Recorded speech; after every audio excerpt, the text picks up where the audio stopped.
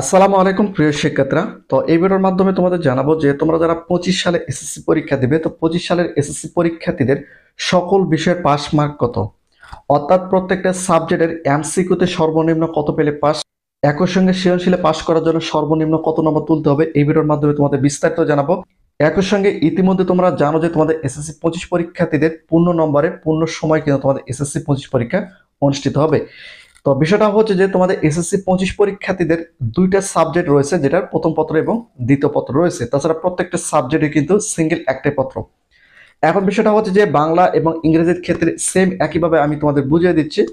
তো এখানে তোমাদের বোঝানোর ক্ষেত্রে বলি, বাংলা প্রথম পত্রে এমসিকিউ রয়েছে, বাংলা দ্বিতীয় পত্রে কিন্তু তোমাদের এমসিকিউ রয়েছে।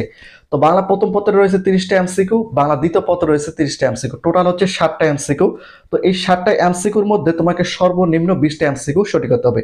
অর্থাৎ বাংলা প্রথম পত্র এবং বাংলা দ্বিতীয় পত্র মিলে 60টা এমসিকিউর মধ্যে সর্বনিম্ন তোমাদের 20টা এমসিকিউ যদি সঠিক হয়, সেক্ষেত্রে কিন্তু তোমরা বাংলা প্রথম পত্র এবং বাংলা দ্বিতীয় পত্রের এমসিকিউতে কিন্তু পাস করতে পারবে।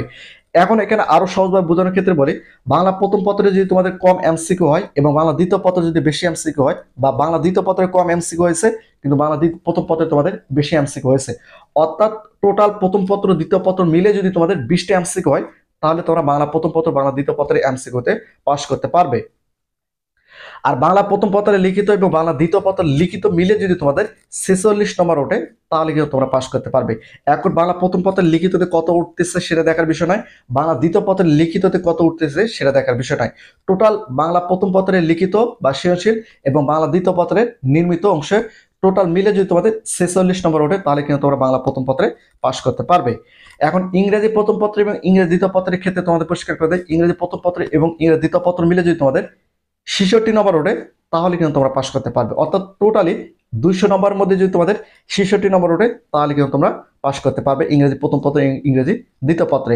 আর এখন বিষয়টা হচ্ছে যে যেহেতু তোমাদের আইসিটি সাবজেক্টের মাত্র 25টি এমসিকিউ পরীক্ষা দিতে হবে, সেক্ষেত্রে 25টার মধ্যে সর্বনিম্ন 8টা এমসিকিউ তোমাদের সঠিক হলে তোমরা কিন্তু আইসিটি সাবজেক্টে পাস করতে পারবে।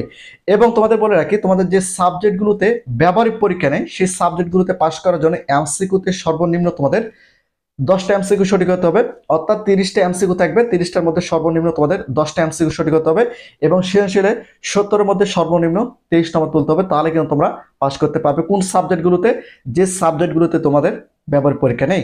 আর যে সাবজেক্টগুলোতে তোমাদের ব্যবহারিক পরীক্ষা রয়েছে, যেমন রসায়ন, পদার্থ, জীববিজ্ঞান, একই সঙ্গে উচ্চতর গণিত, একই সঙ্গে কৃষি শিক্ষা, গার্হস্থ্য বিজ্ঞান, এই কয়েকটা সাবজেক্টে কিন্তু তোমাদের ব্যবহারিক পরীক্ষা রয়েছে। অর্থাৎ তোমাদের যে সাবজেক্টগুলোর ব্যবহারিক পরীক্ষা রয়েছে, সেগুলোতে পাস করার জন্য এমসিকিউতে যেহেতু তোমাদের 25টা উত্তর দিতে হয়, 25টার মধ্যে সর্বনিম্ন 8টা এমসিকিউ তোমাদের সঠিক করতে হবে। আর সৃজনশীল যেহেতু 50 মার্কের অ্যান্সার করতে হয়, সেক্ষেত্রে 50-এর মধ্যে তোমাদের সর্বনিম্ন 16 নম্বর তুলতে হবে, তাহলে কিন্তু তোমরা ওই সাবজেক্টগুলোতে পাস করতে পারবে যেগুলো তোমাদের ব্যবহারিক পরীক্ষা রয়েছে। আর ব্যবহারিক পরীক্ষায় অংশগ্রহণ করলে কিন্তু তোমরা পাস করতে পারবে। তো টোটালি আমি তোমাদের হয়তো পরিষ্কারভাবে বোঝাতে পেরেছি। তোমাদের যে সাবজেক্টগুলোতে ব্যবহারিক পরীক্ষা নেই, ওই সাবজেক্টগুলোতে এমসিকিউতে 30-এর মধ্যে সর্বনিম্ন 10টা এমসিকিউ সঠিক করতে হবে, আর সৃজনশীল 70-এর মধ্যে সর্বনিম্ন 23 নম্বর তুলতে হবে। আর যে সাবজেক্টগুলো ব্যবহারিক রয়েছে, 25টা এমসিকিউর মধ্যে সর্বনিম্ন 8টা এমসিকিউ সঠিক করতে হবে, আর 50 মার্কের মধ্যে সর্বনিম্ন তোমাদের 16 নম্বর সঠিক করতে হবে, তাহলে কিন্তু তোমরা পরীক্ষায় পাস করতে পারবে। তো এখন বিষয়টা হচ্ছে যে টোটালি তোমাদের পরিষ্কার করে দিলাম যে তোমাদের 25 সালে এসএসসি পরীক্ষার্থীদের কোন সাবজেক্টে কত নম্বর পেলে পাস এবং এমসিকিউতে কত পেলে পাস এবং সৃজনশীলে কত নম্বর পেলে পাস। তো তারপরে যদি তোমাদের মধ্যে কোনো কনফিউশন থেকে থাকে, অবশ্যই তোমরা সেটা নিচে কমেন্ট করে জানাতে পারো।